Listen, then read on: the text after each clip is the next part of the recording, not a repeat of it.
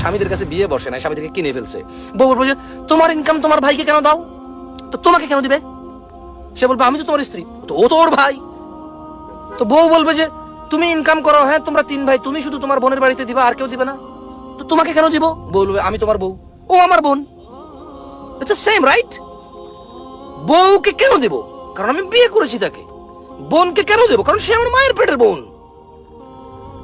বউকে কেন দেব? কারণ আমি বিয়ে করেছি তাকে, সে আমার অর্ধাঙ্গিনী। ছোট ভাই বড় ভাইকে কেন দেব? কারণ সে আমার মায়ের পেটের ভাই, সে আমার ভাই, তাই আমি তাকে দেব। It's very simple, right? তো আমার ভাই তো বলে না বউকে কেন দিবি, তাহলে বউরও তো রাইট থাকে না, বলবে ভাইকে কেন দিলা, ওয়াই?